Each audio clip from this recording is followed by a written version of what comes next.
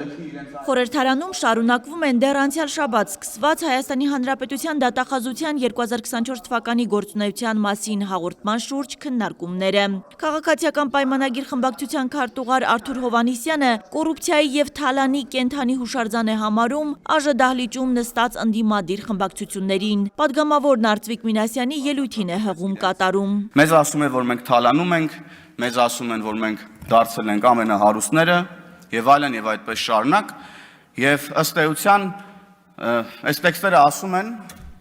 շատ լավ իմանալով որ թե իրենցից սկսած մինչեւ Հայաստանի ամենահեռավոր համայնքում գտնվող մեր հայրենակիցը գիտի որ սա բացարձակ սուտ է։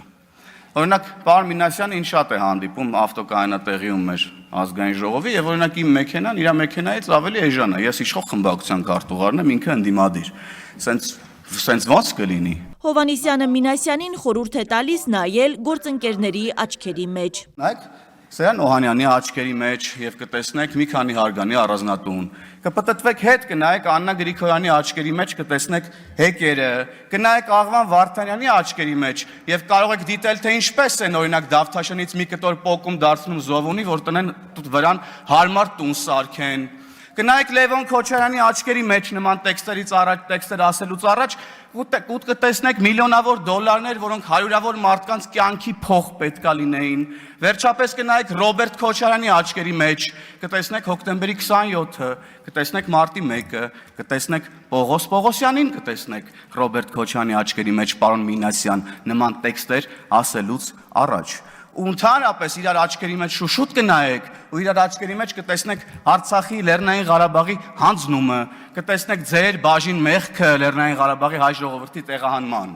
Արծվիկ Մինասյանը մինչ իր եւ գործընկերների հասցեին ասված մեղադրանքներին անդրադառնալը դիմում է գլխավոր դատախազ Աննա Վարդապետյանին։ Արծուն Հովհաննիսյանի հայտարարությունների վերաբերյալ իրականացնել իրավական ուսումնասիրություն եւ գնահատական ընչեցնել հատկապես ուզում եմ շեշտել այս միտքը մարդկության դեմ իրականացրած հանցագործություն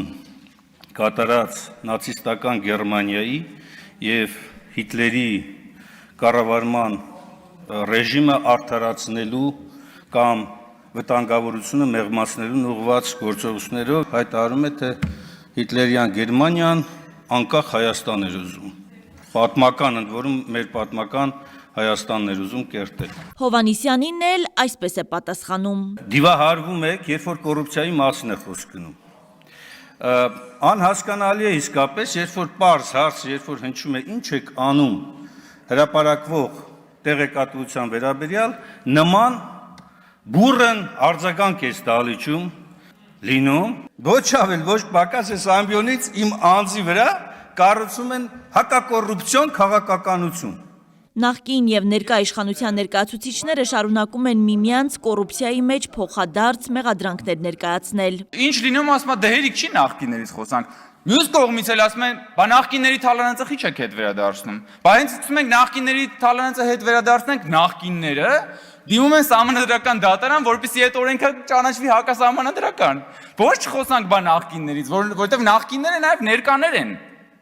Չեն անցել գնացքի պես անվերադարձ չուկչակ չարակչակի բան ընջունների ներքո։ Իրանք կան այստեղ նստած են, այս մարդիկ հիմա պայքարում են դրա դեմ։ Գլխավոր դատախազ Աննա Վարդապետյանը ներկայացնում է, թե դատախազությունն ապօրինի ծագում ունեցող գույքի բռնագանձման հարցով ինչ է պահանջում բռնագանձել երկրորդ նախագահ Ռոբերտ Քոչարյանից եւ նրա հետ փոխկապակցված անձանցից։ Պահանջում է բռնագանձել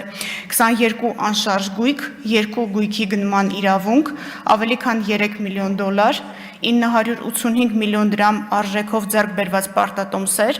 ավելի քան 1.4 միլիոն դոլարի չափով ավանդ, 15 իրավաբանական անձում մասնակցություն, իրավաբանական անձանցից են Nair Insurance, Toyota Երևան ընկերությունը, Target Group-ը եւ մի շարք այլ ընկերություններ, ավելի քան 4 միլիոն դոլարի,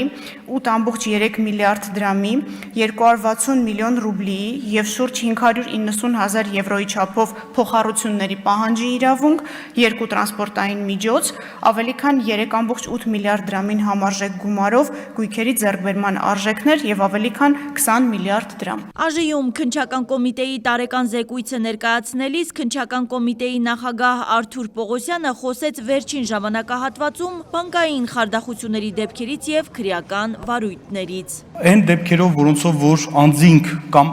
հանցավոր խմբի անդամներից որոշ մասնակիցներ գտնվում են Հայաստանի Հանրապետությունում, մենք հիմնականում դրանցով ունենք լավ արդյունքներ, բայց հիմնական դերակատարները գտնվում են Հայաստանի Հանրապետությունից դուրս։ Մինչև հանցագործությունների հետ կապված հետևից գնալը մեզ համար խնդիր էր առաջնային, որպեսզի այնպիսի մեխանիզմներ մշակվեն, որպեսզի նախ կանխենք հետագա այն խոցելի հատվածները, որոնք հնարավորություն են տալիս, որպեսզի հանցավոր կազմակերպության անդամները հափշտակեն այդ գումարները։ Մտքերի փոխանակման համար ամբիոնի մոտ է Լևոն Քոչարյանը, նա դիմում է քննչական կոմիտեի նախագահին, մեջբերում իր դեմ հարուցված գործը։ Դեպք տեղի անցել 23 թվականի սեպտեմբերի 22-ին։ Ինչքան ժամանակ անցել։ Տարի ու կես կամ ավել։ Ոչինչ չկա։ Ոստիկանները շարունակում են աշխատել ու այդպես, կարծես այդպես էլ պետք է լինի։ Նույնիսկ Ամերիկայի Միացյալ Նահանգների պետդեպն ազեկույցում նշել այդ դեպքը։ Անվանական, կոնկրետ մեքենայի մեջ տեղի ունեցածի մասով։ Բայց այստեղ քննչական մարմինները քննիչը չեն տեսնում այդ ամեն ինչը։ Հասկանում եք, սրանք հարցեր են առաջացնում։ Սրանք լուրջ հարցեր են առաջացնում եւ այստեղ երբ որ մենք բարձրաձայնում ենք երկակի ստանդարտների մասին, սա օթից չի, սա մենք հստակ տեսնում ենք այս ամեն ինչը։ Հասմիկ Վահրադյան, Արմալուր։